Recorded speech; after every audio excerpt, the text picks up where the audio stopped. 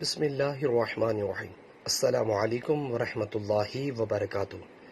نبی کریم صلی اللہ علیہ وسلم نے فرمایا، جس شخص کو قربانی کی وسعت ہو اور وہ قربانی نہ کرے تو وہ ہماری عیدگاہ کے قریب نہ بھٹکے۔ نبی کریم صلی اللہ علیہ وسلم نے فرمایا، امید ہے کہ اللہ ہر گناہ معاف فرما دے بجز اس شخص کے جو حالت شرک میں فوت ہوا اور جس نے عمدن کسی مومن کو قتل کیا ہو۔ نبی کریم صلی اللہ علیہ وسلم ایک برتن میں غسل کیا کرتے تھے۔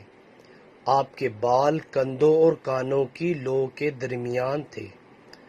نبی کریم صلی اللہ علیہ وسلم نے فرمایا، تم میں سب سے بہتر شخص وہ ہے جو تم میں اخلاق میں سب سے زیادہ اچھا ہے۔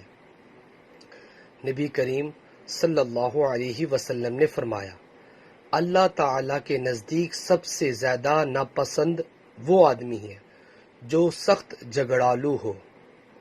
نیچے والا موجود ہے۔ ویورز، اللہ تعالیٰ سے دعا ہے کہ اللہ تعالیٰ ہمیں بھی اپنی زندگی کو اسلام کے مطابق بسر کرنے کی توفیق عطا فرمائے اور ہمیں 5 وقت تکبیر اولیٰ سے نماز پڑھنے کی بھی توفیق عطا فرمائے۔ ویڈیو کو شیئر کریں۔ جزاک اللہ۔ السلام علیکم ورحمۃ اللہ وبرکاتہ۔